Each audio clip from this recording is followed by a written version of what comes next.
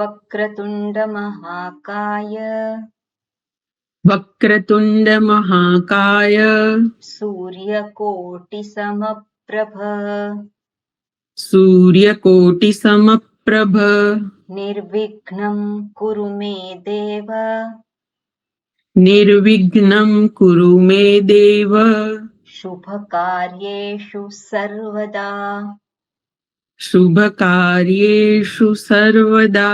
सरस्वती नमस्तुभ्यं सरस्वती नमस्तुभ्यं वरदे कामरूपिणी वरदे कामरूपिणी। જેને પણ ન આવડતું હોય ન ફાવતું હોય તે માત્ર શ્રવણ કરે, સાથે સાથે બોલશો તો ભૂલ સુધરે નહીં, કારણ કે આપણી ભૂલ ઘણી વખત આપણને દેખાતી ન હોય, રસ્વ બોલ્યા કે દીર્ઘ બોલ્યા કે શું કર્યું, બરોબર? એટલે શ્રવણ કરીએ તો એનાથી આપણને ઘણો ફાયદો થશે. એ શબ્દો જે છે એની માત્રા છે બધી બેસી જશે મનમાં. સરસ્વતી નમસ્તુભ્યં सरस्वती नमस्तुभ्यं वरदे कामरूपिणी वरदे कामरूपिणी। विद्यारंभं करिष्यामि विद्यारंभं करिष्यामि विद्यारंभं करिष्यामि विद्यारंभं વિદ્યા નથી, શું છે? દ છે. विद्या विद्यारंभं करिष्यामि सिद्धिर्भवतु मे सदा सिद्धिर्भवतु मे सदा वागर्थाविव सम्पृक्तौ वागर्थाविव सम्पृक्तौ वागर्थ प्रतिपत्तये वागर्थ प्रतिपत्तये जगतः पितरौ वन्दे जगतः पितरौ वन्दे पार्वती परमेश्वरौ पार्वती परमेश्वरौ येनाक्षरसमाम्नायम्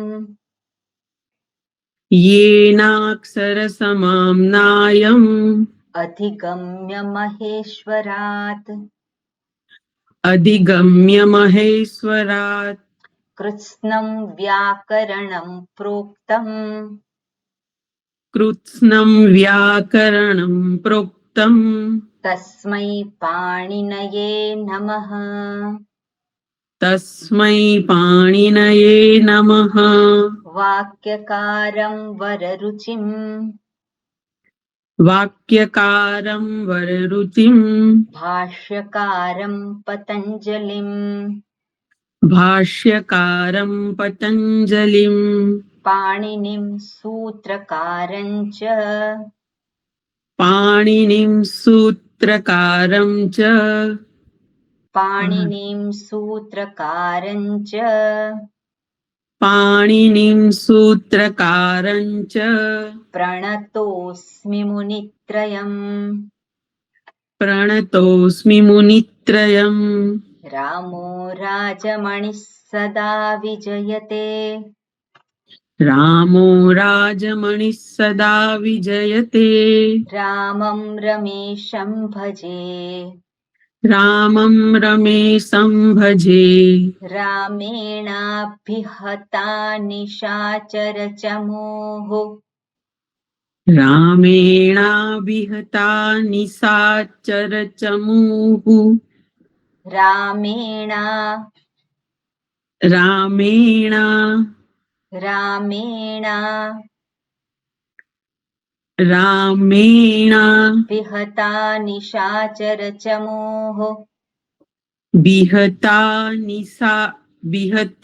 निशाचरचमूः रामेणाभिहता निशाचरचमूः रामेणाभिहता निशाचरचमूः रामाय तस्मै नमः रामाय तस्मै नमः रामाय रामाय तस्मै नमः रामाय तस्मै नमः रामान्नास्ति परायणं परतरम् रामान्नास्ति परायणं परतरम् रामस्य दासोऽस्म्यहम् रामस्य दासोऽस्म्यहम् रामे चित्तलयः सदा भवतु मे रामे चित्तलयः सदा भवतु मे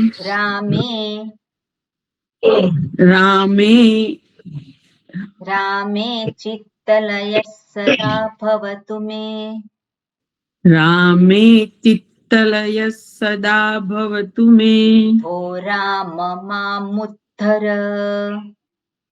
भो राम मामुद्धर ओके माहेश्वर सूत्र बोलो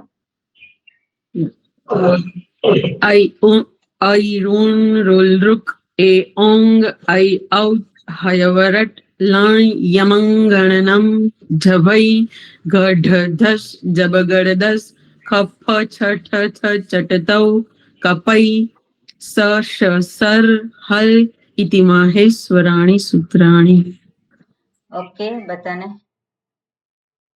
बरोबर बोल्या એ માહેશ્વર સૂત્ર ઓકે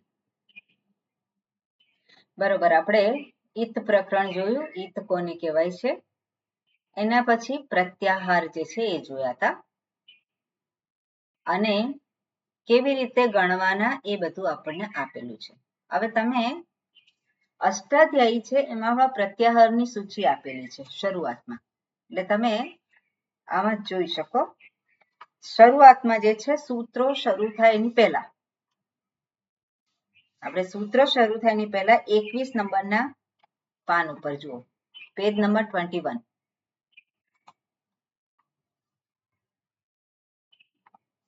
અચ્છા 20 ઉપર પણ છે અને પછી આખું લિસ્ટ આપ્યું છે પહેલા માહેશ્વર સૂત્રાણી છે પેજ નંબર 20 પર તમારી બુકમાં કદાચ પેજ નંબર જુદું હોઈ શકે મારી જુદી ના 21 જ છે હા બરોબર છે સ્વામીજી માહેશ્વર સૂત્રાણી કયા નંબર ઉપર છે પેજ ઉપર 20 21 નંબર પર છે 21 20 નંબર 20 નંબર પર કોઈકનામાં 20 માં હશે 21 માં હશે પણ માહેશ્વર સૂત્રાણી લખ્યું છે એની નીચે પ્રત્યાહારાક્ષરાણી એટલે પ્રત્યાહારમાં આવતા બધા વર્ણો અક્ષરો અહીંયા આપેલા છે લિસ્ટ આપેલું છે બરોબર એમાં અયુણ રુલરુ એઓ ઐ જે ઈત અક્ષર છોડી અને જે વર્ણો છે એનું અહીંયા લિસ્ટ આપેલું છે ઈત અક્ષરોને ગણ્યા નથી પ્રત્યાહારાક્ષરાણી લખેલું છે ત્યાં ઈત અક્ષરને ગણેલા નથી બરોબર ને આ પહેલું છે ઐ ઉન રુલ રુક તો અ ઈ રૂલ રુક એને એક જ કેટેગરીમાં ગોઠવ્યા છે બરાબર ને તેને સિમ્પલ વોવેલ્સ એટલે સામાન્ય સ્વરો કહેવાય એ ઓ ઐ ઔ સંયુક્ત સ્વર છે હય વર લ એમાં હ જે છે આપણે એને બાજુ પર રાખીએ તો ર વ લ એ શું છે એ અર્ધ સ્વર છે સેમી વોવેલ પછી યમંગણનમ એ પાંચમો વર્ગ છે પછી જભઈ અને ઘઢધશ એ ચોથો વર્ગ છે જબગડધશ ત્રીજો વર્ગ છે ખ ફ છ ઠ થ એ બીજો વર્ગ છે અને ચ ટ ક પ ચટ તૌ કપ એ શું છે પહેલો વર્ગ છે અને સ સ અને હકાર એ શું છે એ ત્રણ જે છે ઉષ્માક્ષર અને અંતસ્થ છે ઓકે આ પ્રમાણે અહીંયા લિસ્ટ આપેલું છે જે કન્ટેન્ટ છે એને આ પ્રમાણે દર્શાવે છે 9 વિભાગ કરેલા છે નીચે પ્રત્યાહાર લખેલું છે એટલે શું કહે છે अंत्य हल अक्षरों के साथ सूत्र के किसी भी आदि या मध्य अक्षर को पहले बैठाकर अपने काम का प्रत्याहार बना ले अपने काम का प्रत्याहार बना ले એટલે આપણે એ પ્રત્યાહાર બનાવવાનો નથી પાણીની મુનિએ એ પ્રત્યાહાર બનાવેલો છે. અહીંયા કેમ એવું કહેલું છે? કારણ કે જ્યાં જરૂર હોય એટલે જે પરંપરાગત રીતે જે વ્યાકરણ શાસ્ત્રીઓ થઈ ગયા હોય અને એમણે કહ્યું હોય કે આ સૂત્રમાં અણ લેવાનો છે, તો પહેલો નકાર લેવાનો. અણ એટલે શું છે? અ, ઈ, ઉ, ઐયુણ એ 3 અને પછીના જો નકાર હોય તો એમાં બધા સ્વર અને એ આવી જાય. પણ કયો લેવાનો છે? તે વ્યાકરણ શાસ્ત્રીઓ અને એની પર જેમણે કહ્યું છે, જે જાણે છે, ગ્રામરને જાણે છે અને ભાષાને જાણે છે, અને એમણે જે કહ્યું હોય એ પ્રમાણે એ પ્રત્યાહાર આપણે પણ લેવાનો હોય. ઓકે, હવે નીચે એની નીચે છે જૈસે કરીને કહ્યું છે 1 નંબર. તો અક એટલે શું છે? અક કહીએ તો એમાં કેટલા આવે છે? 5 આવે છે. નંબર લખેલો છે અ, ઈ, રૂલ, રૂ અને એ 5 છે. પછી એચ જે છે એને સંધિ સ્વર. સંધિ સ્વર એટલે શું છે? સંયુક્ત સ્વર આપણે કહીએ છીએ, જોડાક્ષર. તો એ જોડાક્ષર પણ સ્વર છે. શું છે? તો એ 4 છે. અચ કેટલા છે? અચ કેટલા છે? નંબર 9 છે. એના પછી હર્ષ કેટલા છે? 20. એની આગળ લખેલું છે ઘોષ. હવે ઘોષ એટલે શું છે? આ પ્રકાર છે બોલવાના. બોલવાનું આ અક્ષરો જે છે ને ઘોષ કહેવાય. હવે એનું ડિટેલમાં આપણે હમણાં જોઈશું. આગળ છે ખર જે છે અઘોષ છે. એક ઘોષ છે, બીજા છે અઘોષ છે. એ કેટલા છે? તો કે 13 છે. હલ કેટલા છે? તો કે હલ એટલે કે બધા વ્યંજન. બરાબર ને? હલ કહીએ એટલે આપણા મનમાં શું આવવું જોઈએ? કે વ્યંજન છે બધા. અને આપણે એમાંથી કોઈ પણ એક વ્યંજન હોય એની ઉપર આપણે કાર્ય કરવાનું હોય. અને એનું લિસ્ટ આપેલું છે. કેટલા છે? 33 છે. પછી અલ એટલે શું થાય? અલ એટલે આખી વર્ણમાળા આવી જાય. એટલે એમાં સ્વર પણ આવી જાય અને વ્યંજન આવી જાય. એટલે અચ ઓર હલ દોનો મિલકર 42 અક્ષર. એટલે 9 પ્લસ 33 42 થાય. બરાબર. આગળ આપ્યું છે અશ. તો એ કેટલા થયા? 29 થયા. અશ એટલે તો એ 9 સ્વર છે અને ઘોષ અક્ષર 20 છે. પછી ખર જે છે તો ખર કેટલા છે? 13 છે. તો એનું લિસ્ટ આપેલું છે. એટલે આ રીતે આપણે જોઈએ કે આવું એક લિસ્ટ આપેલું છે. સામાન્ય આપણે એને આવી રીતે ગ્રહણ કરવાનું હોય. અચ કહીએ એટલે શું છે? બધા જ સ્વર આવી જાય. હલ કહીએ તો શું આવે? બધા જ વ્યંજન આવી જાય. અલ કહીએ તો શું આવે? સ્વર અને વ્યંજન બધા જ આવી જાય. ઓકે, એટલે આને થોડુંક આ રીતે ગ્રહણ કરવાનું છે. ઓકે, હવે એના પછી જે આપેલું છે એક લિસ્ટ આપેલું છે. એમાં લખ્યું છે 41 પ્રત્યાહાર હોતે હૈ. એટલે પાણીની મુનિએ આ 41 પ્રત્યાહારોનો ઉપયોગ કરેલો છે સૂત્રમાં. અને એ પ્રત્યાહારોની આપણે વિભક્તિ મેં તમને હોમવર્કમાં આપ્યું હતું. હવે એની મરુત શબ્દ પ્રમાણે જ કેમ એને એ કર્યું છે? કારણ કે આપણે સૂત્રમાં જોઈએ અને જે કંઈ એન્ડિંગ હોય, એન્ડિંગ એટલે અંત્ય અક્ષર હોય, અને એને આધારે જો રૂપ ચલાવવા જઈએ તો થોડું અઘરું પડી જાય. બધાને બધા જ મોઢે કરવા પડે. પણ સરળતા રહે એટલા માટે એક જ એ લીધું છે મરુત શબ્દ દાખલા તરીકે, અને એને આધારે જ બધી વિભક્તિઓ બધા સૂત્રમાં લગાવેલી છે, બધા પ્રત્યાહારની. બરાબર. એ જે ભણનાર છે એને માટે થોડું સરળતા રહે એટલા માટે. એનો બીજો કોઈ ઉદ્દેશ નથી. નહીં તો બધા જ રૂપ એને કરવા પડે. આ તો મરુત શબ્દ છે તો મરુત શબ્દના રૂપ એને મોઢે થઈ જાય. અને પછી એને આધારે પંચમી વિભક્તિ, ષષ્ઠી વિભક્તિ. એનો અર્થ એવો નથી કે જે આપણે જ્યારે એવો કોઈ રેફાંત શબ્દ હોય કે કકારાંત શબ્દ હોય એ શબ્દના રૂપ મરુત શબ્દ પ્રમાણે કરીએ, એવું ના થાય. અહીંયા સૂત્રમાં એ સ્ટાઇલ અપનાવી છે. બરોબર. સૂત્રમાં સરળતા રહે એટલે એ સ્ટાઇલ અપનાવી છે. પણ સ્વર જે છે એ સ્વરમાં તો શું થાય? અકારાંત હોય. તો અકારાંત હોય તો કઈ રીતે કરવું પડે? રામ શબ્દ પ્રમાણે કરવું પડે. આકારાંત હોય તો કઈ રીતે કરવું પડે? કયા શબ્દ પ્રમાણે કરવું પડે? એટલે સ્વરમાં એવું પોસિબલ નથી, પણ વ્યંજનમાં એવું પોસિબલ કરેલું છે. એટલે આપણે આ વસ્તુને આપણે જોઈ શકીશું કે ધારો કે ઈ થી પૂરો થતો હોય, ઈ વર્ણથી પૂરું થતું હોય તો એના રૂપ શું થાય? ઈ ના રૂપ શું થાય? કેવી રીતે થાય? શેના જેવા થાય? ઈ ના રૂપ. હવે હરિમાં હરિ છે માત્ર ઈ લેવાનું છે, એમાં હર જે છે એને છોડી દેવાનું અને ઈ માત્ર લેવાનું. હવે હરિ શબ્દમાં એમાં પ્રથમા વિભક્તિ શું થાય છે? કોણ બોલશે? હરિ શબ્દના હા, જીગરભાઈ બોલશો તમે? હરિ શબ્દના રૂપ. હરિ હરિન નહીં, હરયઃ. હરયઃ. ઓકે, હા હા, હરયઃ. બરોબર. એટલે ષષ્ઠી વિભક્તિ શું થશે?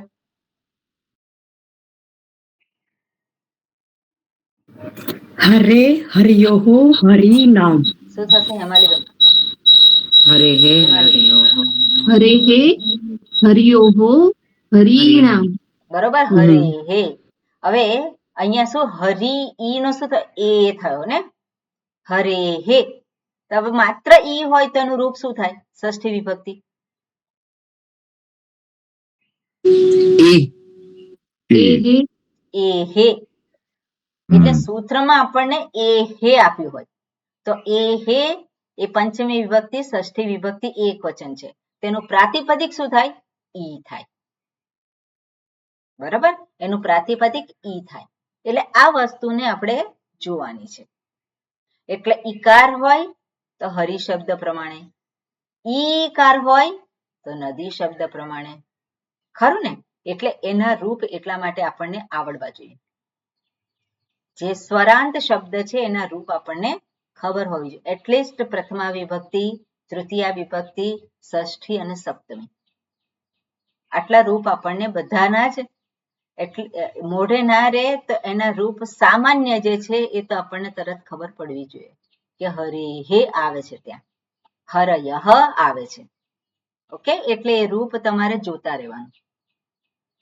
રૂપ હંમેશા રૂપથી તમારે હવે પતી ગયું, હવે પૂછતા નથી એટલે નહીં કરવાનું એવું નહીં. એ વસ્તુ વારંવાર આવશે અને તમને ત્યાં તકલીફ પડશે. ઓકે, એટલે જે સ્વરાંત શબ્દો છે એના રૂપ તમે કરજો. એટલીસ્ટ અ, ઈ, ઉ, ઋ. ઋનું ઘણી વખત અહીંયા આવશે બધા સૂત્રોમાં. તો ઋના જો રૂપ નહીં આવે, માતૃ શબ્દ, પિતૃ શબ્દ નહીં આવડતા હોય તો સૂત્રમાં સમજણ ના પડે, આપણને કોન્ફિડન્સ ના આવે.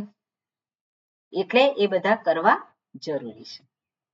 ઓકે, હવે આની અંદર જે 41 પ્રત્યાહાર આપેલા છે અને એમાં છેલ્લું જે મેં લિસ્ટ આપ્યું હતું એમાં એક ર હતું.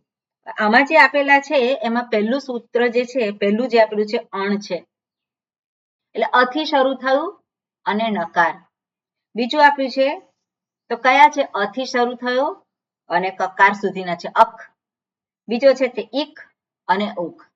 એટલે અયુન રુક એ બે સૂત્ર છે, એને આધારે 4 પ્રત્યાહાર થયેલા છે. 4 નહીં પણ 5. અણમાં અણ જે છે, પહેલું જે અણ છે એમાં શું છે? બરોબર, એટલે 4 જ ગણાય. અયુન રુક એને આધારે કેટલા પ્રત્યાહાર થયા છે? 4 પ્રત્યાહાર થયા છે. પછી આગળ છે એંગ, અયુન રુક એ ઓંગ. તો એ ઓંગ નું એક પ્રત્યાહાર ત્યાં થયેલો છે. પછી ચોથું છે તેમાં અચ, ઈચ, એચ, ઐચ. અયુન રુક એ ઓંગ ઐ ઔચ. હવે ઐ ઔચ સુધી લીધું છે તો સૌથી પહેલું શું છે?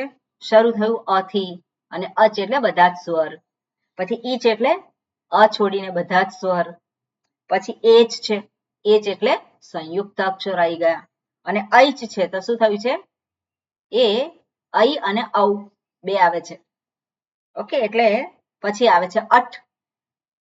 તો હય વરઠ, આગળનું સૂત્ર લીધું હય વરઠ. તો અહીંયા જે ઉપયોગમાં લીધેલો છે પ્રત્યાહાર એ કયો છે?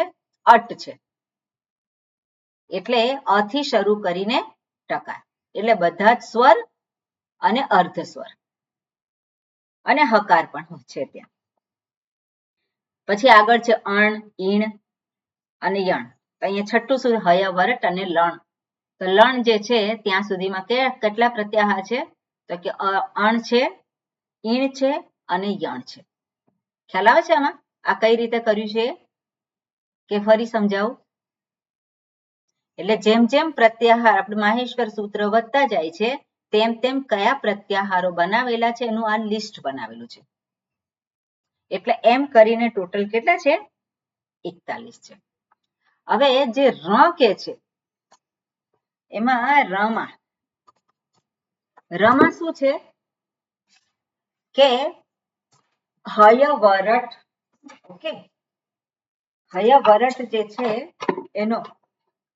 એમાંથી રેફ થી શરૂ કરી અને આપણે જોઈએ કે માહેશ્વર સૂત્રમાં અનુનાસિક ક્યાં આવે છે? યમંગણનમ. અનુનાસિક એટલે હું કહું તમને,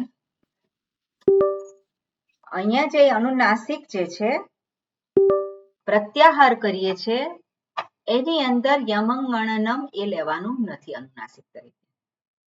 ઓકે, પ્રત્યાહારમાં અનુનાસિક તરીકે જ્યારે કહેતા હોઈએ ત્યારે આ પ્રમાણે લેવાનું નથી. એટલે આપણે જોઈએ કે અહીંયા રણ છે.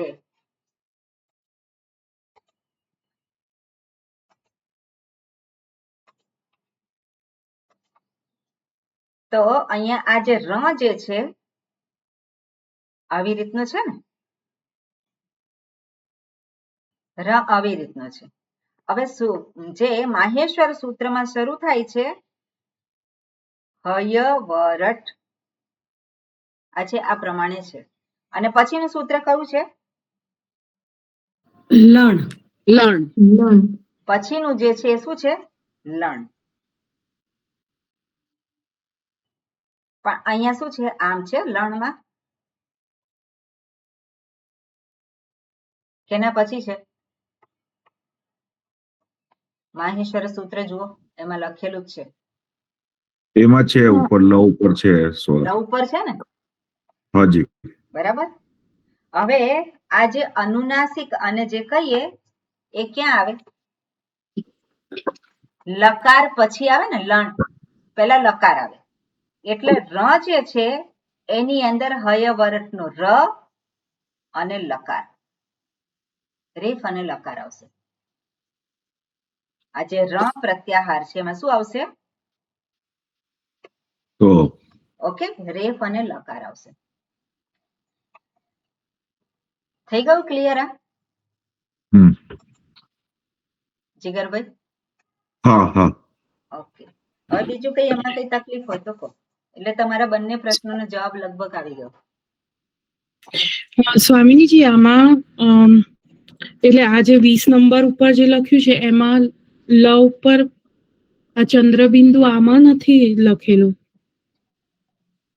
હા, પુસ્તકમાં અષ્ટાધ્યાયમાં નથી આપેલું. આમાં નથી આપેલું, પણ આપણે આ જે પ્રત્યાહાર છે એને આધાર આપણે જોવા જઈએ તો અમુક પુસ્તકમાં આપેલું છે, અમુકમાં નથી આવેલું.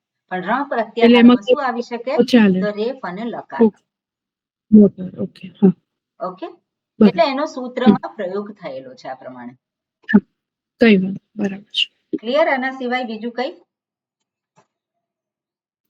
એટલે સ્વામીજી આપે જે આ ર ઉપર ચંદ્રબિંદુ વાળો ર આપ્યો છે એ ર લ માં સમાયેલો છે, એવું થયું ને એનો મતલબ? હા, એટલે ત્યાં હય વરટ તો ર તો લેવાનો પહેલો, રેફ લેવાનો, અને પછી ક્યાં અંત આવે? તો કે લ. હવે એટલે આપણે એને એકચ્યુઅલી તો એને ઈત ગણવો પડે. ઈત કયો છે? પાછળનો છે લણમાં, ણકાર ઈત છે. પણ અનુનાસિક છે એ પણ શું થઈ ગયો? ઈત થઈ ગયો. આપણે ગણવું પડે, ઉપદેશે અજનુનાસિક ઈત, એ પ્રમાણે એને કાઢવું પડે. અને પછી રહ્યું શું? લકાર. એટલે આ બે અક્ષર ર માં આવે છે એવું સૂત્રમાં છે, એટલે આપણે એને આ રીતે સમજવું પડે. બીજી કોઈ રીતે સમજાવ્યું હોય તો મને ખ્યાલ નથી. ઓકે, તમે વધારે અભ્યાસ કરવાનો આમાં, કે એકચ્યુઅલી ટીકાકારો તો ઘણા બધા છે. અષ્ટાધ્યાયી એપ્લિકેશનમાં જોવાનું, એમાં ઘણા બધા છે. કાશિકા છે, એમાં બાલ મનોરમા છે, તત્વબોધિની છે, મહાભાષ્ય છે, બરાબર ને? એ બધાએ બધું કંઈક ને કંઈક કહેલું છે. એટલે હું પછી એમાં બહુ ઊંડી ઉતરતી નથી. એટલે સ્પષ્ટ જવાબ જોઈતો હોય તો ત્યાં બધી ટીકાઓ અને બધું જોવાનું. ઓકે, તો માં આ એનો રૂપ રલ પ્રમાણે થશે, છેલ્લે પેલું રૂપ બનાવવાનું હતું જે છે એનું રૂપ જે છે, હવે એનું આવતું એ જોઈશું આપણે ક્યારે આવે છે. ઓકે, મને અત્યારે બહુ ખ્યાલ નથી એનું રૂપ. અને પાંચમું આ ચોથું પ્રત્યાહાર યમ છે, એમાં યવરલ જબ યવરલ આમાં જે લખાયું છે યમં ગણન એવું થાય. અહીંયા યમ છે, આ ચોથું છે ને, ચોથું હા, પ્રત્યાહાર. તો ય શરૂ કરો. ક્યાં આવે છે ય? ય ને મ યવરલ. ના ના, માહેશ્વર સૂત્ર બોલો, ક્યાં આવે છે? હા, મહેશ્વર યવરટ ના ના ના, માહેશ્વર સૂત્ર બોલો, હું કહું છું તમને. અયુણ રૂલ રૂક એ અંગ એ ઔચ એ હયવરટ ઔચ છે, એ ઔચ નથી. ઔચ, સોરી ઔચ હયવરટ હા, એટલે હયવરટમાં ય આવ્યો ને. હા, હા, પછી પછી એ ત્યાંથી ચાલુ થાય તો હા. યવરલ જભ એટલે ય ના આવે, જભ યમંગ ગણનમ યમંગ ગણન. હા, બરોબર છે. તો મ વચ્ચે આવે તો ચાલે? યમમાં વચ્ચે મ આવી જાય છે ને? હા, પણ મ ઈત લેટર નથી ને. આપણે તો મકારે ઈત લેટર છેલ્લો હોવો જોઈએ. ઈત લેટર કયો છે? જ્યારે યમ કે છે તો મકારે ઈત લેટર હોવો જોઈએ. તો ઈત લેટર ક્યાં આવે છે? મકાર જબ ગણન યમંગ ગણનમમાં ત્યાં જ આવે છે ને. તો એ ઈત લેટર લેવાનો હોય. ઓકે, સારું, સમજી ગઈ. ઓકે, બરાબર. આપણે જે છેલ્લો જે વર્ણ આપ્યો છે તો ઈત વર્ણ આપ્યો છે. તો આપણે પ્રત્યાહ જે જોઈએ છે માહેશ્વર સૂત્રમાં, તો છેલ્લો ઈત લેટર લેવાનો હોય ત્યાં.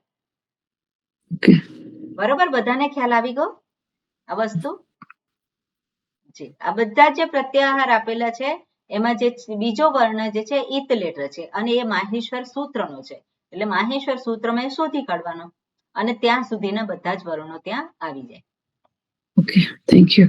Okay, clear? ઓકે, બરોબર. હવે આપણે આગળ જઈએ.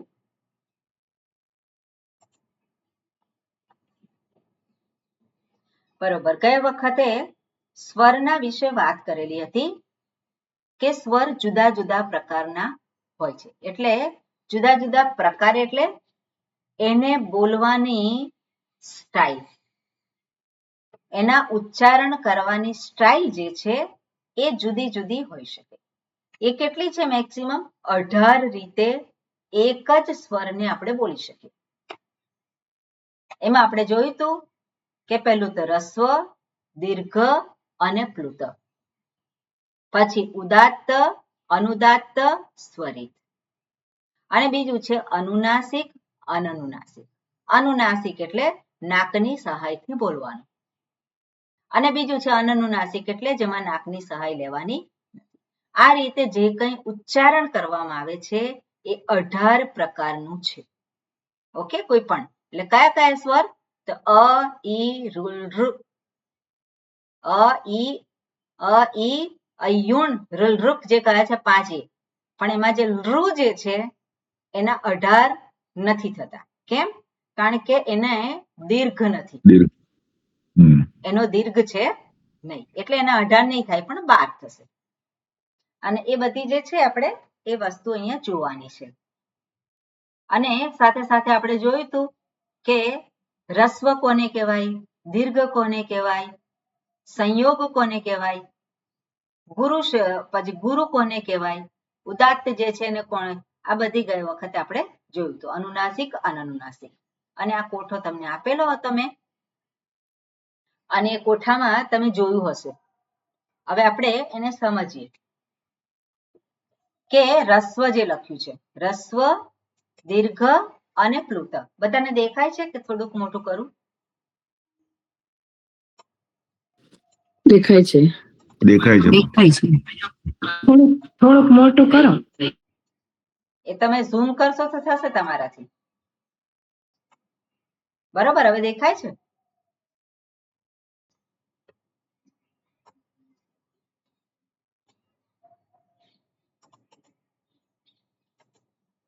ઓકે, હવે અહીંયા તમે જોશો તો રસ્વ, દીર્ઘ અને પ્લુત. રસ્વ એટલે શું? જેની એક માત્રા છે. દીર્ઘ એટલે શું છે? જેની બે માત્રા છે. અને પ્લુત એટલે જેની ત્રણ માત્રા છે. એટલે આ પ્રમાણે એક માત્રા, બે માત્રા અને ત્રણ માત્રા એ પહેલા ત્રણ વિભાગ કર્યા છે. હવે જો આપણે જોઈએ તો અ જે છે જે રસ્વ કયો છે, ઈ રસ્વ, ઉ રસ્વ, રૂ રસ્વ, રૂ એ પણ રસ્વ. હવે દીર્ઘ કયા કયા છે? તો આપણે જોઈએ અ, ઈ, ઉ, ઋ, એ ચાર તો એના દીર્ઘ હોય છે. ઋ નો દીર્ઘ નથી હોતો, પણ સંયુક્ત સ્વર પછી દીર્ઘ કહેવાય. એ, ઓ, ઐ, ઔ એટલે એના દીર્ઘ થયા. પછી પ્લુત જે છે કયા છે? તો કે અ, ઈ, ઋ, પછી એ, ઓ, ઐ, ઔ એનો પ્લુત થાય. જે દીર્ઘ છે એના પ્લુત થઈ શકે. અને ઋ જે છે એનો પ્લુત આપ્યો છે, દીર્ઘ નથી આપેલો. ઓકે, અહીંયા ઋ જે છે એનો દીર્ઘ નથી પણ પ્લુત આપેલો છે. હવે કેમ એવું છે ખબર નથી, એ આપણે અધ્યયનનો વિષય છે. પણ આ રીતેના આજે એ જુદા જુદા એના વિભાગ કરવામાં આવે છે. હવે આપણે જે સામાન્ય સ્વર જે કહીએ છીએ અ, ઋ, ઋ, એની અંદર શું છે? ઉદાત્ત, અનુનાસિક, ઉદાત્ત, અનનુનાસિક. એ જ રીતે અનુદાત્ત છે. આ ઉદાત્ત જે અનુનાસિક, અનનુનાસિક, અનુદાત્ત, અનુનાસિક, અનનુનાસિક, અનુદાત્ત, સ્વરિત, અનુનાસિક, અનનુનાસિક. ઓકે, એટલે આ 6 પ્રકારના ભેદ થયા: અનુનાસિક, અનનુનાસિક, ઉદાત્ત, અનુદાત્ત અને સ્વરિત. હવે એ જ પ્રમાણે દીર્ઘ છે એના પણ અનુનાસિક, અનનુનાસિક એ પ્રમાણેના ફરી પાછા બીજા ભેદ થાય. એટલે 6 ને 6 12. અને પ્લુત છે એના પણ આ રીતે આ ભેદ થાય, અનુનાસિક, અનનુનાસિક. ઓકે, એટલે અહીંયા તમે જુઓ કે ઋ જે છે એ અહીંયા નથી એટલે એના 12 ભેદ થાય. હવે એ, ઓ, ઐ, ઔ એ દીર્ઘ છે, એ રસ્વ નથી એટલે એના પણ કેટલા થશે? 12 ભેદ થશે. પણ બાકી અ, ઈ, ઋ એના કેટલા ભેદ થશે? 18 થશે. જ્યારે અહીંયા એ, ઓ, ઐ, ઔ અને ઋ જે છે એના કેટલા ભેદ થશે? 12 થશે. ઓકે, એટલે આ પ્રમાણે અહીંયા ચાર્ટમાં સમજાવેલું છે. હવે આગળનું સૂત્ર છે, મહત્વનું છે અને હંમેશા એનો ઉલ્લેખ આવશે. જ્યારે પણ આપણું પાણીની ગ્રામર પૂરું થશે ત્યાં સુધી આનો ઉલ્લેખ આવશે આ સૂત્રનો. શું કહ્યું છે? તુલ્યાસ્ય પ્રયત્નમ સવર્ણમ. સવર્ણ સંજ્ઞા આપી છે. સંજ્ઞા એટલે શું છે? નામ આપેલું છે. અને સવર્ણ એવું નામ પ્રાપ્ત થાય છે. શેને સવર્ણ નામ પ્રાપ્ત થાય છે? તુલ્ય. તુલ્ય એટલે સરખું. શું છે સરખું? કે જેના ઉચ્ચારણમાં સ્થાન અને પ્રયત્ન સરખા હોય એને સવર્ણ એવી સંજ્ઞા મળે છે. જેના ઉચ્ચારણમાં સ્થાન અને પ્રયત્ન સરખા હોય એને સવર્ણ એવી સંજ્ઞા પ્રાપ્ત થાય છે. હવે આસ્ય એટલે શું છે? તો તદ્ધિત શબ્દ છે અને એની અહીંયા વ્યાખ્યા કરી છે, આસ્યે ભવમ આસ્યમ. આસ્ય એટલે કે સ્થાનમાં જે રહેલું છે એને આસ્ય કહેવાય. તુલ્ય આસ્ય, તુલ્ય આસ્ય પ્રયત્ન યેષામ તે વર્ણાઃ પરસ્પરમ સવર્ણ સંજ્ઞકાઃ ભવન્તિ. આ વૃત્તિ છે. શું કહે છે? જે વર્ણોના તાલવાદી ઉચ્ચારણ સ્થાન અને સ્પૃષ્ટાદી પ્રયત્ન સરખા હોય તે વર્ણોની સવર્ણ સંજ્ઞા થાય છે. ઓકે, હવે આ જે છે તાલવાદી ઉચ્ચારણ સ્થાન અને સ્પૃષ્ટાદી પ્રયત્ન સરખા હોય. હવે તાલવાદી એટલે શું? તાળવું. તાળવું એટલે શું? તાળવામાંથી આપણે એટલે કહીએ છીએ કે તાલવ્ય. શકાર કેવો છે? તાલવ્ય છે, બરાબર ને? પછી તકાર કેવો છે? દંત્ય છે. પકાર કેવો છે? ઓષ્ઠ્ય છે. પેલા આપણે જોયેલું છે કે તાળવામાંથી જીભ છે તાળવાને અડે અને પછી વર્ણનું ઉચ્ચારણ થાય. જીભ છે એ દાંતને અડે અને વર્ણનું ઉચ્ચારણ થાય. એટલે સ દંત્ય એટલે કેવો છે? સરસ્વતીનો સ. પછી તાલવ્ય શ છે તો જીભ ક્યાં અડે છે? તાળવામાં અડે છે, એટલે શંકરનો શ. અને ષણમુખનો શ આપણે કહીએ છીએ તો જીભ ક્યાં અડે છે? એનાથી પણ પાછા હવા બહાર નીકળે છે. એટલે આ પ્રમાણે આપણે જોઈએ તો એને જીભની જે અડવાનું સ્થાન છે એને કહેવાય પ્રયત્ન, સોરી એને કહેવાય સ્થાન. અને પ્રયત્ન જે છે એની અંદર શ્વાસની સ્થિતિ આપણે જોઈ શકીએ, અથવા તો આપણે કેટલો અંદર પ્રયત્ન કરીએ છીએ. દાખલા તરીકે ક બોલવો હોય, ક ખ, તો ક બોલીએ એના કરતા વધારે વજન શેમાં આપવું પડે છે? ખ. ક ખ. પછી ગ બોલવો હોય તો એટલો બધો પ્રયત્ન નથી કર્યો. ક ખ ગ ઘ ङ પ ફ બ ભ મ. તો એમાં જે જુદો જુદો જે મુખની અંદર જે પ્રયત્ન છે એને અહીંયા પ્રયત્ન કહેલો છે. સ્થાન અને પ્રયત્ન જેના સરખા હોય એને સવર્ણ સંજ્ઞા પ્રાપ્ત થાય છે. આના સંદર્ભમાં એક વાર્તિક આપી છે કે સવર્ણ જે છે એમાં ઋ વર્ણયો મિથ સાવર્ણ્યમ વાચ્યમ. મિથ એટલે પરસ્પર. પરસ્પર ઋ અને લૃ એ બે વર્ણ છે, બે સ્વર છે, એ બંને એકબીજાના સ્થાને વાપરી શકાય, એટલે બંનેને સવર્ણ કહેલા છે. ઋ એ પરસ્પર બંને કેવા છે? સવર્ણ કહેવાય છે. એ વાર્તિકકારે અહીંયા દર્શાવેલું છે. હવે આપણે જોઈએ, હવે તમે અષ્ટાધ્યાયી ખોલો અને અષ્ટાધ્યાયીમાં સૂત્ર પૂરા થઈ જાય, 8મું ચેપ્ટર પૂરું થઈ જાય એટલે 103 નંબરનું લગભગ પેજ છે.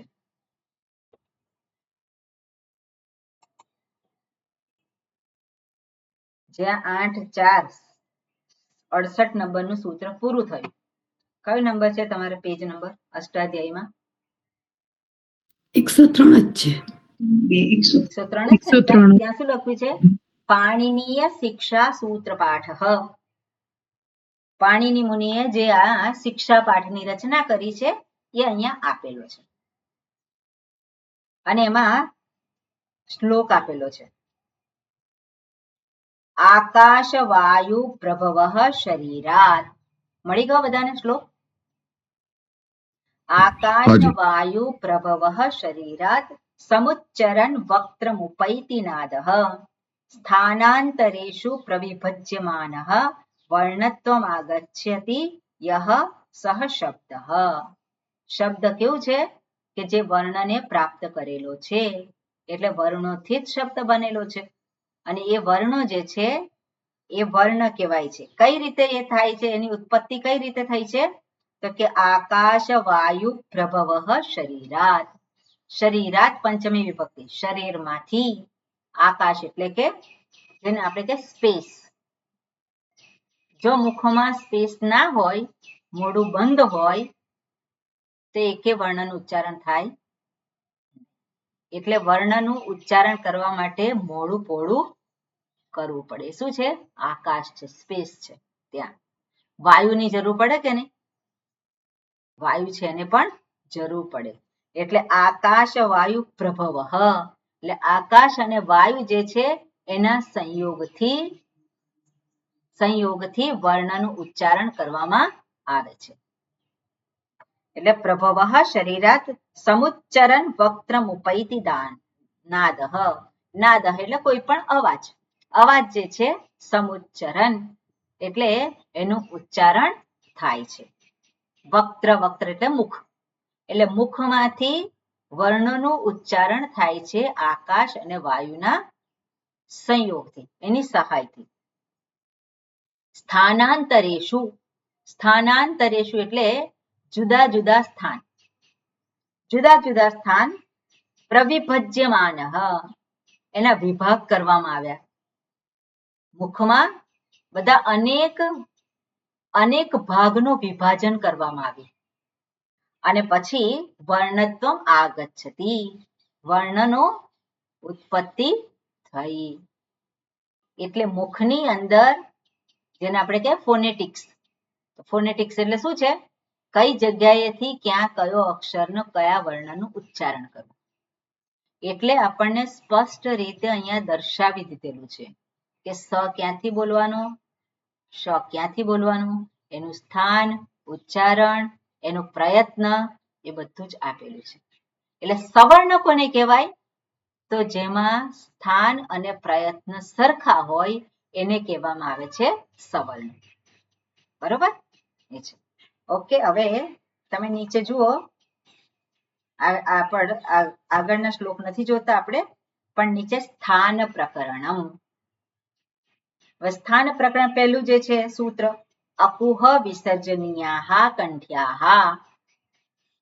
હવે અ, કુ અને હ અને વિસર્જનીયાહા કંઠ્યાહા.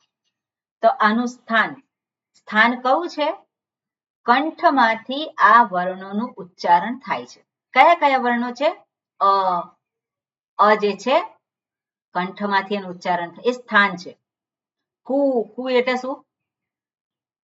ક વર્ગ. ક વર્ગ. પછી હ, એનું ઉચ્ચારણ ક્યાંથી થાય છે? સ્થાન જે છે બતાવે છે, એ સ્થાન જે છે કંઠ. અને વિસર્ગ, વિસર્જનીય એટલે વિસર્ગ, એટલે હ બોલતા હોય છે, હી બોલતા હોઈએ છીએ આપણે, તો એ શું છે? એનું પણ સ્થાન છે, એ કંઠ છે. એને કંઠ્યાહા કહેવાય. કંઠે ભવઃ કંઠ્ય, અને પછી કંઠ્યાહા બહુવચન.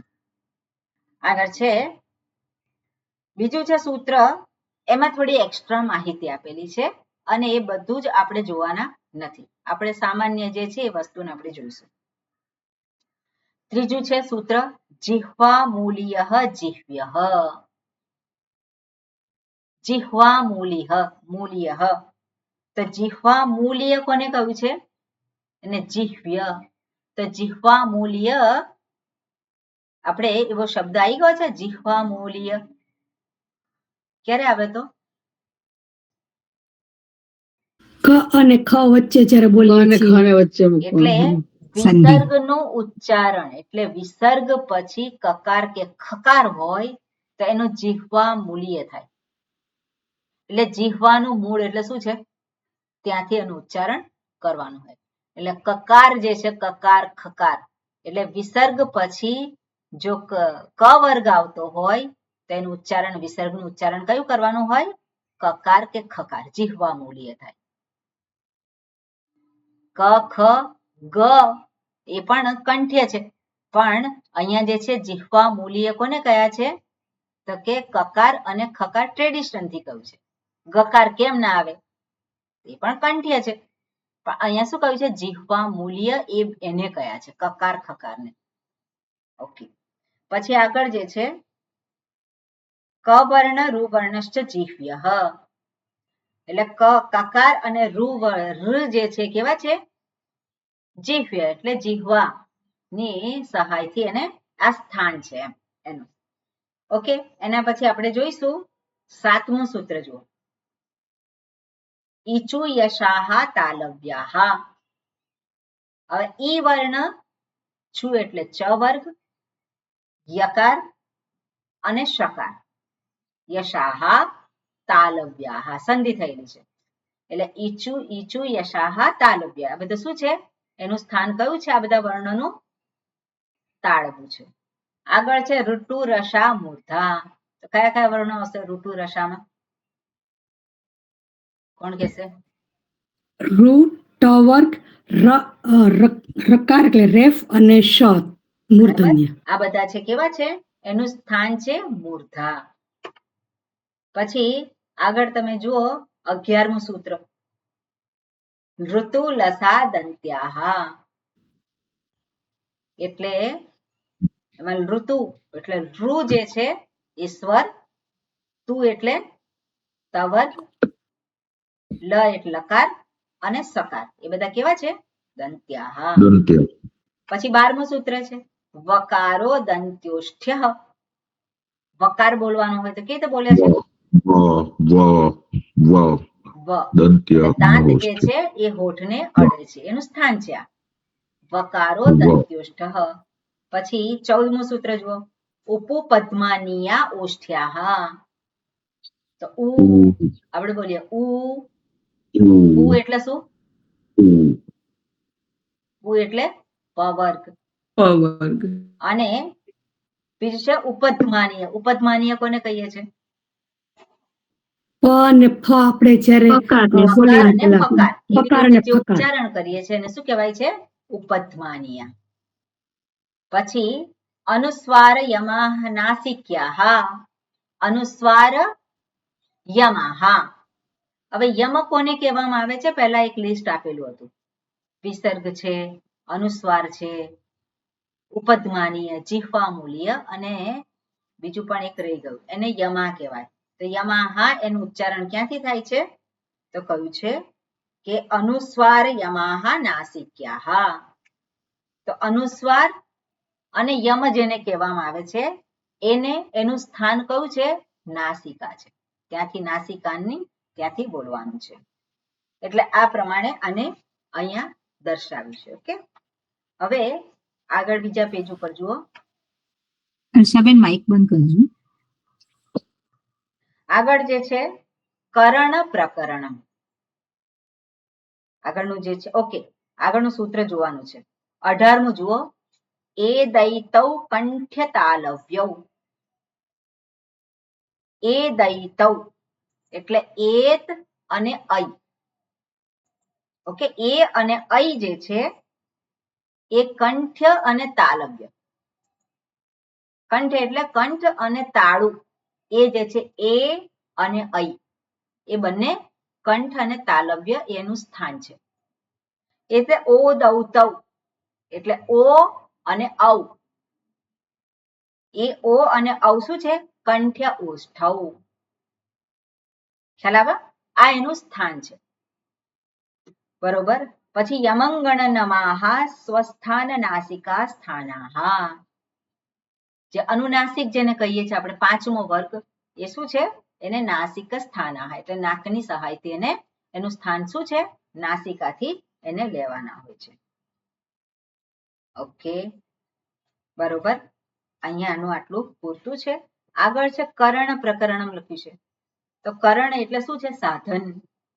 કરણનો અર્થ શું થાય છે? સાધન. તો કયા સાધન છે? તો આપણે જીહ્વા જે છે એ મુખ્ય સાધન છે.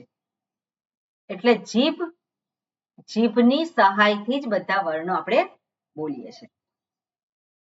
એટલે આપણે જોઈએ તો 3જું સૂત્ર જુઓ, જીહ્વા મધ્યેન તાલવ્યાનામ.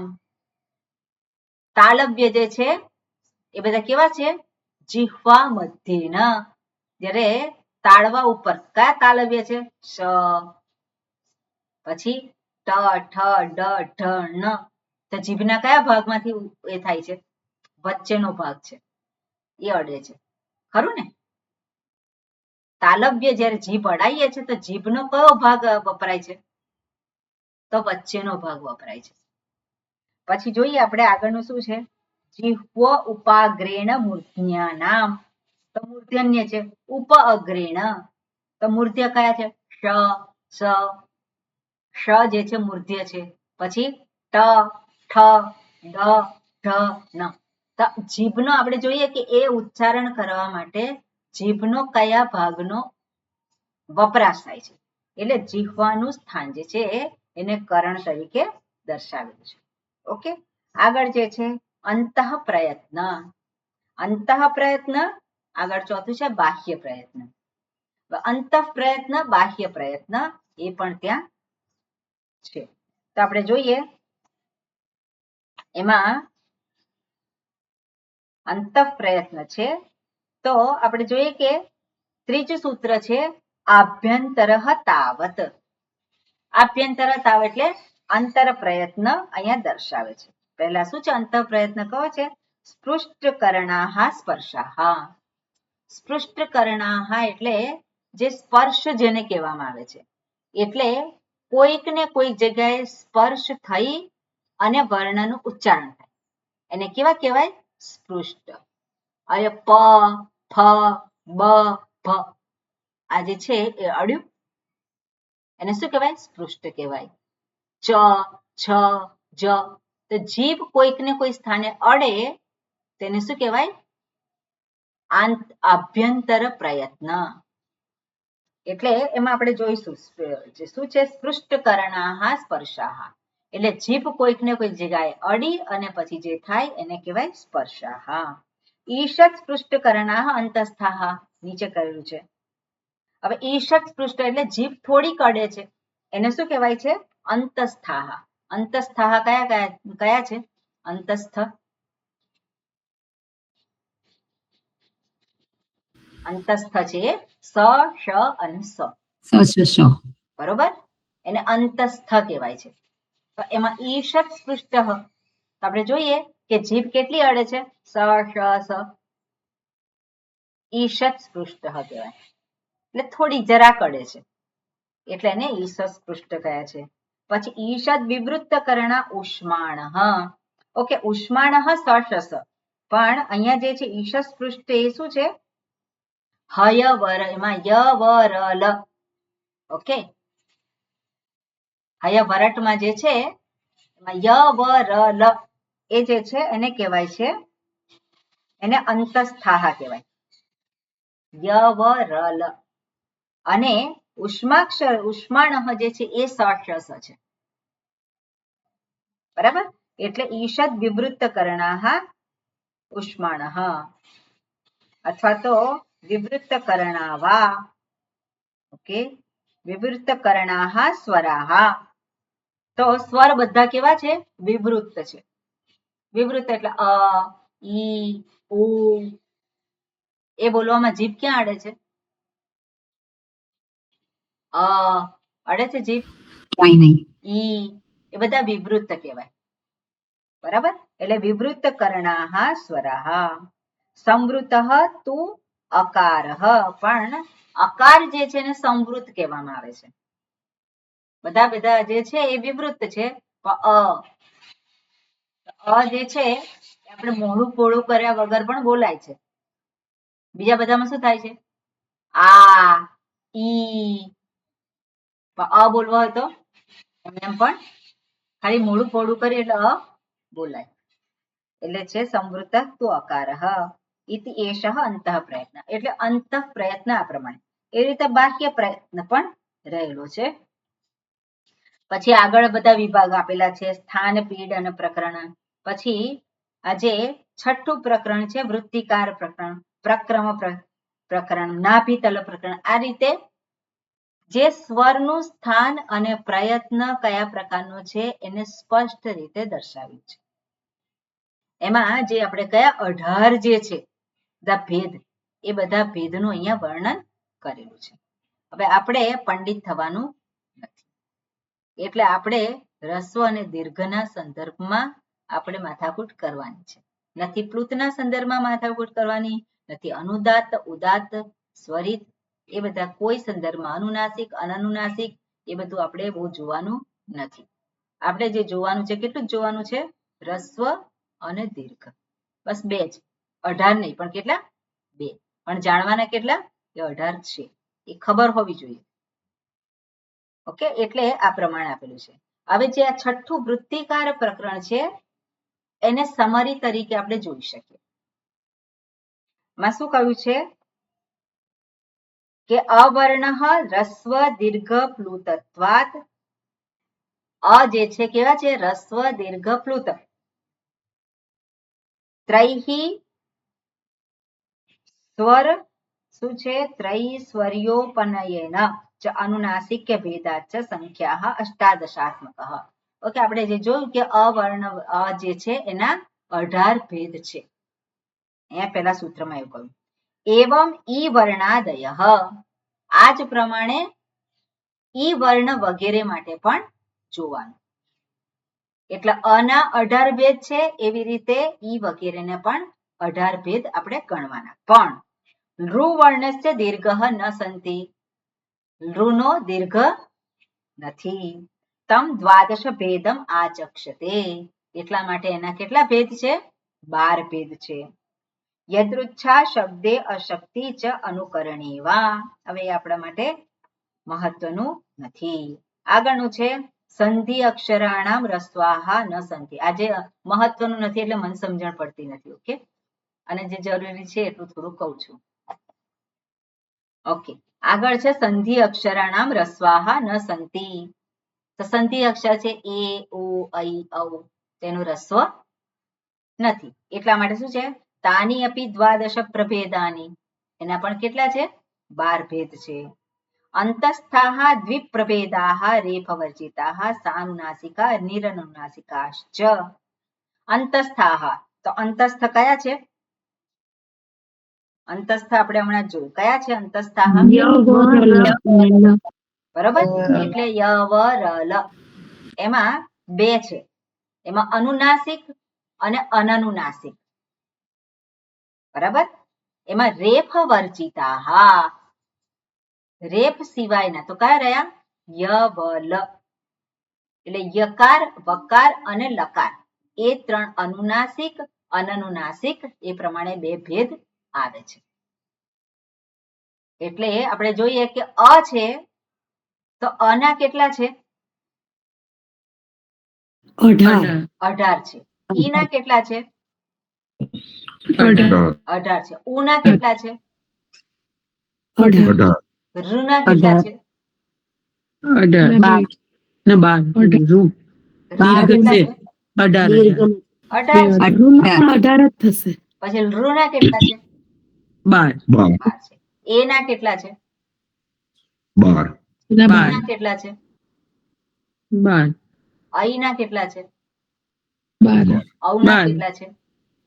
12. બધા સ્વર પૂરા થઈ ગયા? ઓકે. ય, વ, લ. તો ય, વ જે છે એના કેટલા ભેદ છે? ય, વ, લ 2 છે. અનુનાસિક, અનનુનાસિક. અનુનાસિક અને અનનુનાસિક. બરોબર, 2 ભેદ છે. ય, વ, લ. ઓકે, એટલે આ પ્રમાણે અહીંયા કરેલું છે. અનુનાસિક, અનુ. પછી એના પછી છે રેફ ઉષ્મણામ સવર્ણાહ ન સંતિ. રેફ અને ઉષ્માણ, ઉષ્માણ કયા છે? સ, શ અને સ. એટલે રેફ અને જે 3 સ છે એના સવર્ણ નથી. વર્ગ્યો વર્ગેણ સવર્ણઃ, આ વર્ગ કયો છે? ક વર્ગ, પછી ચ વર્ગ, પછી ટ વર્ગ, ટ વર્ગ, પછી ત વર્ગ, ત વર્ગ, પછી પ વર્ગ. પ વર્ગ. એટલે ક વર્ગના જે 5 છે એ પરસ્પર સવર્ણ કહેવાય. ચ વર્ગના જે 5 છે એ પરસ્પર કેવા કહેવાય? સવર્ણ કહેવાય. કેમ? કારણ કે એનું સ્થાન અને પ્રયત્ન સરખા છે. ક્લિયર થઈ ગયું? સવર્ણ શેના નથી? રેફના અને ઉષ્માણ. રેફના અને ઉષ્માણ. એટલે રેફ અને 3 સકાર જે છે એના સવર્ણ નથી. હકારનું છે કયું છે કશું? હકારના સંદર્ભમાં પણ કઈ કહ્યું નથી, એટલે એના પણ સવર્ણ નથી. એટલે બધા સ્વર આવી ગયા. અને વ્યંજનમાં છે વર્ગ છે, એ વર્ગમાં જે 5 જે છે એ પરસ્પર સવર્ણ છે. એટલે આપણે અહીંયા જોઈએ નોટમાં શું લખ્યું છે? અકુહ વિસર્જનીયાહ કંઠઃ. આને કંઠ કેવા આપણે જોયું છે અત્યારે, જેનું ઉચ્ચારણ ક્યાંથી થાય છે? ગળાની સહાયથી થાય છે. એટલે અ, કુ અને હ આપણે જોયું છે હમણાં. બરાબર, આખું લિસ્ટ જોયું. હવે એમાં જે કંઠ્યા જે છે, કંઠ્ય છે, એટલે કુ જે છે એ કુ પરસ્પર સવર્ણ, એટલે બધા જ વર્ણો પરસ્પર સવર્ણ છે. ઓકે, ઈચુ યશાનામ તાલુહુ. તો આનું જે ઉચ્ચારણ ક્યાંથી થાય છે? તાળવામાંથી થાય છે. ઋતુ રસાણામ એનું ઉચ્ચારણ મુખના મૂળમાંથી થાય છે. દાંતનું ઉચ્ચારણ દાંતમાંથી થાય છે. ઉપધમાનીય જેને કહેવામાં આવે છે ઓષ્ઠૌ. ઉ અને પુ તો શું છે? કયા કયા? ઉ પુ એટલે ઉ અને પુ. પુ એટલે પવર્ગ. અને પછી પ કે ફકાર પછી અર્ધ વિસર્ગ જેને કહેવામાં આવે છે ઉપધમાનીનું ઉચ્ચારણ હોઠમાંથી થાય છે. ઓકે, યમંગણાના નામ નાસિકા છે. ક્લિયર છે? એનું ઉચ્ચારણ ક્યાં છે? નાસિકા તેમજ ઉપર દર્શાવેલ અવયવમાંથી થાય છે. ઓકે, પછી આગળ છે એત એતૌ કંઠ તાલુ. એ અને ઐ નું ઉચ્ચારણ ગળા અને હોઠમાંથી થાય છે. વકારસ્ય તો હમણાં જ જોયું આપણે વકારસ્ય દંતુષ્ઠમ. તો વકારનું ઉચ્ચારણ દાંત અને હોઠમાંથી થાય છે. એનું સ્થાન દર્શાવે છે કયા જગ્યાએ છે. જીહ્વા મૂલ્યસ્ય જીહ્વા મૂલમ. કકાર અને ખકાર પછી અર્ધ વિસર્ગ હોય તો શું થાય? જીભના મૂળ એટલે જીહ્વા મૂલ્ય કહેવામાં આવે છે. કકાર કે ખકાર એનું ઉચ્ચારણ થાય. નાસિકા અનુસ્વારસ્ય ઉચ્ચારણ નાકની સહાયથી થાય છે ને એને નાસિક્યા. અયોગવાહાહ જે આપણે કહેતા હતા. અયોગવાહાહ કયા છે? તો કે અનુસ્વાર, વિસર્ગ, અર્ધ વિસર્ગ અને યમ. ઓકે, યમ એટલે આ પાંચમો વર્ગ. ઓકે, યમ એટલે પાંચમો વર્ગ છે. અને અયોગવાહાહ જે છે અનુસ્વાર. અનુસ્વાર એટલે જે આપણને ખબર જ છે. પછી વિસર્ગ. વિસર્ગ અને પછી અની સ્થાને જે નિશાની, અની સાથે જે નિશાની છે જીહ્વા મૂલ્ય ઉપધમાનીય. કોઈને આના વિશે ખબર નથી એવું છે ખરું? આપણે જોયેલું છે પહેલા, બરાબર ને? એનું એ નિશાની છે. વિસર્ગને સ્થાને આ એક નિશાની દર્શાવેલી છે જે આને કહેવાય. આ જે નિશાની છે આ, અથવા તો આને આપણે જનરલી આપણે કઈ રીતે હોય છે? આ રીતે હોય છે. અને એના પછી કકાર ખકાર આવે તો એને આ કહેવાય. બરાબર. અને અહીંયા વિસર્ગ પછી જે છે પકાર કે ફકાર. તો આને પણ શું કહેવાય? આને પણ સાઇન તો આવી જ છે. એટલે એકને જે જીહ્વા મૂલ્ય કહેવાય અને બીજાને કહેવાય શું કહેવાય? ઉપધમાનીય. ક્લિયર છે? એટલે અહીંયા આપેલું જ છે, તમારે વાંચી લેવાનું. અર્ધ વિસર્ગ શું છે? એને અર્ધ વિસર્ગ પણ કહેવામાં આવે છે. એટલે વિસર્ગ અને ઓકે જીહ્વા મૂલ્ય અર્ધ વિસર્ગ એને અહીંયા પહેલા આપી દીધેલું છે. આ એકચ્યુઅલી પછી આપ્યું તો સારું પડે. ચાલો આને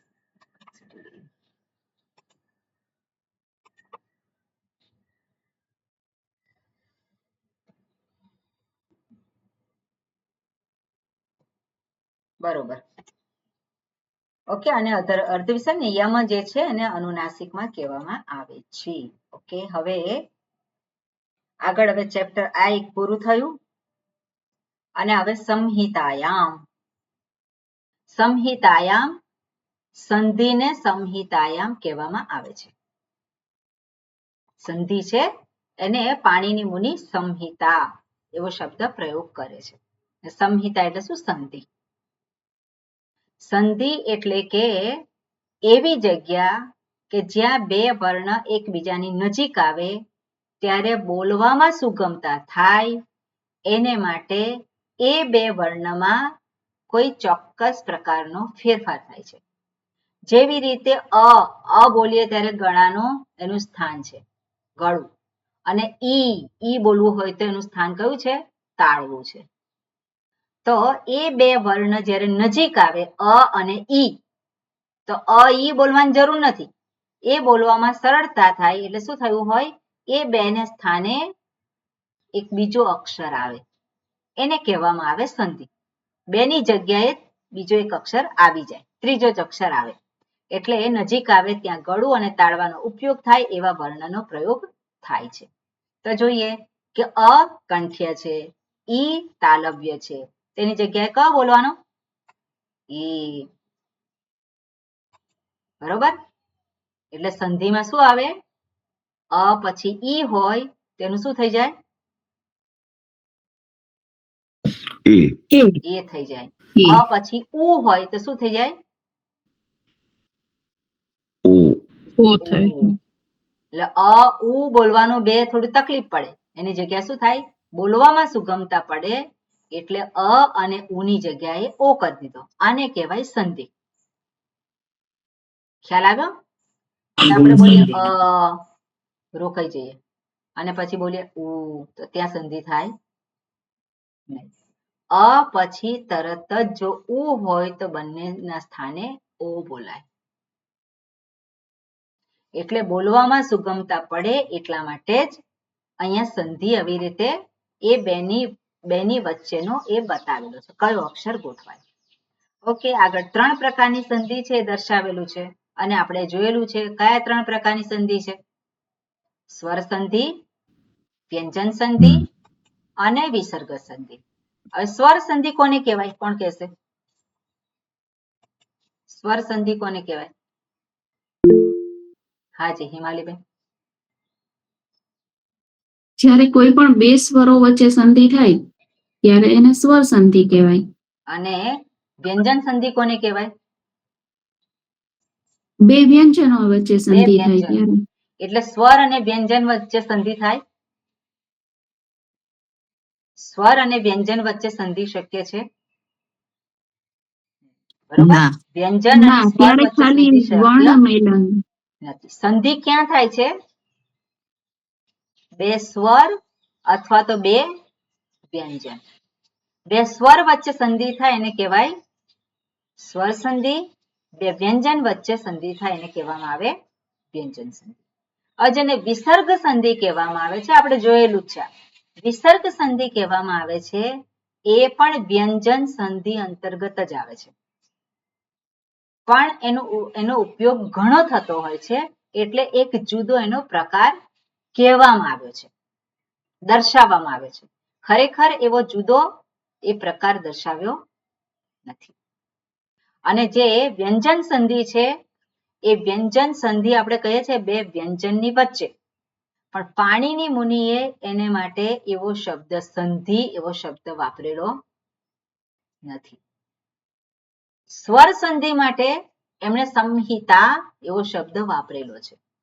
અને વ્યંજન સંધિ આપણે જે કરીએ ત્યાં પણ થોડોક જે ભાગ છે, થોડીક વસ્તુ છે, ત્યાં અમુક વ્યંજન સાથે આવે ત્યારે એ સંહિતા કહેવાય છે, એવું આપણે જોઈશું. પછી સૂત્રને આધારે આપણને ખબર પડશે.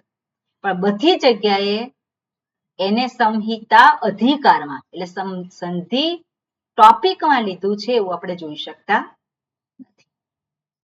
આપણી પોતાની આપણી જે સગવડતા રહે એટલા માટે આપણે એને સ્વર સંધિ, વિસર્ગ સંધિ અને વ્યંજન સંધિ એવું નામ આપેલું છે. ઓકે, ક્લિયર આ વસ્તુ? અહીંયા આપેલું છે લઘુ સિદ્ધાંત કૌમુદી, એના સંદર્ભમાં સંધિના સંદર્ભમાં કે છે. શું કે છે? તો કે રસ્વ દીર્ઘ પ્લુત ભેદ ભેદાત અષ્ટાદશતા ભિત્યન્તે. આપણે જોયેલું છે એ જ છે કે કયા કયા છે? અ, ઈ, ઉ, ઋ એષાં વર્ણાનાં પ્રત્યેકમ અષ્ટાદશ ભેદાઃ. ક્લિયર છે? પછી ઋ છે વર્ણસ્ય દ્વાદશ તસ્ય દીર્ઘ અભાવાત દીર્ઘા ન સંતિ તમ દ્વાદશ ભેદમ આચક્ષતે. ઓકે, હવે એચામ એટલે શું છે? એ, ઓ, ઐ, ઔ અપી દ્વાદશ તેષાં રસ્વ અભાવાત દ્વાદશ ભેદમ આચક્ષતે. સંધિ અક્ષરાણામ રસ્વાહ ન સંતિ તાની અપી દ્વાદશ પ્રભેદાની. ક્લિયર છે બધાને આ વસ્તુ? કે કોને ક્લિયર નથી ફરી પાછું સમજાવો. એટલે સંધિ અક્ષર કયા છે? સંધિ અક્ષર એ, ઓ, ઐ, ઔ. એ, ઓ, ઐ, ઔ એને જે છે રસ્વાહા ન સંતિ, એના રસ્વ નથી એટલે એ પણ કેટલા છે? એના 12 ભેદ છે. અંતસ્થાહ દ્વિપ્રભેદાઃ રેફવર્જિતા યવલાહ. તો યકાર અને વકાર કેવા છે? યકાર, વકાર અને લકાર.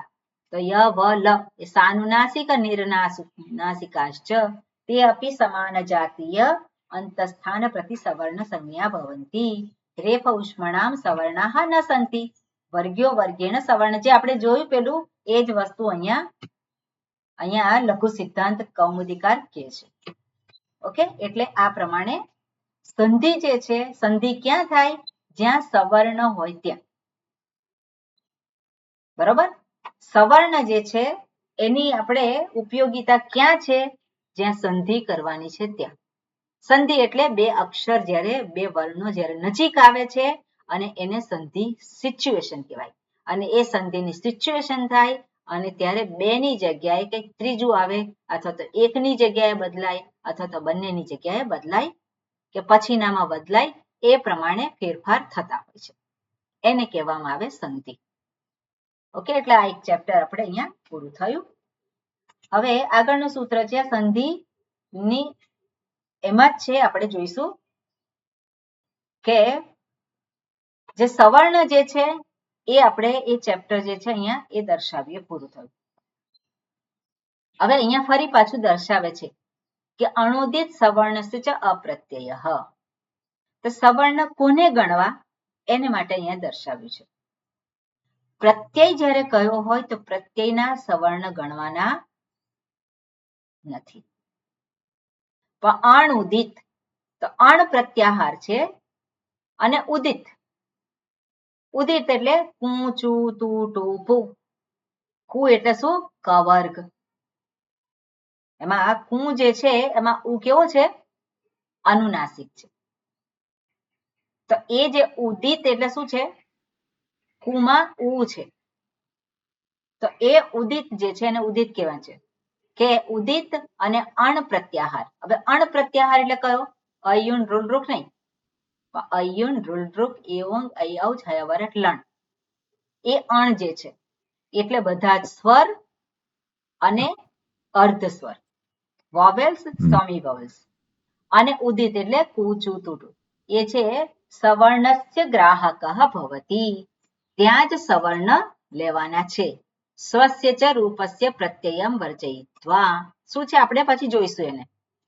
અત્ર અણ પ્રત્યાહાર પરેણ નકારેણ ગૃહ્યતે. અણ પ્રત્યાહારમાં આવતા વર્ણો બધા સ્વરો અને હયવરલ અને ઉદિત જેમાં ઉ વર્ણ ઇત હોય તેવા. આમાં હયવરટ એમાં હ કાઢી નાખું છું. ઓકે, એ પછી પાછું એ થશે. એને ઉદિત એટલે જેમાં ઉ વર્ણ ઇત હોય તેવા વર્ણ, જેમાં કુ ચુ તુ ટુ એના સવર્ણનું અને પોતાના સ્વરૂપનું ગ્રહણ કરાવે છે. પોતાના સ્વરૂપનું ગ્રહણ કરાવે છે એને આપણે નેક્સ્ટ ટાઈમ જોઈશું શું કહેવા માંગે છે. બરોબર. પણ સવર્ણ કોના ગણવાના છે એ અહીંયા દર્શાવે છે. અણ અને ઉદિત એને સવર્ણ એના ગ્રહણ કરવાના છે. હવે આ કોઠો છે એ તમે જરાક જોજો અને પછી બધી વાત આપણે નેક્સ્ટ ટાઈમ જોઈશું એક્સ્ટ્રા વસ્તુ. ઓકે, અને પછી સંધિ, પછી પરિભાષા સૂત્ર બધા ચાલુ થશે. એટલે પરિભાષા સૂત્ર એ ખૂબ મહત્વના સૂત્રો છે. નો સૂત્ર પાણીની સૂત્રો આપેલા છે એ સૂત્રને આપણે કેવી રીતે સમજવા એની અહીંયા માહિતી આપેલી છે. આપણે નેક્સ્ટ ટાઈમ જોઈશું. ઓકે, ઓમ શાંતિ શાંતિ શાંતિ. હરિ ઓમ શ્રી ગુરુભ્યો નમઃ. હરિ ઓમ. ઓકે, બધા જ રૂપ કરજો. હરિ ઓમ.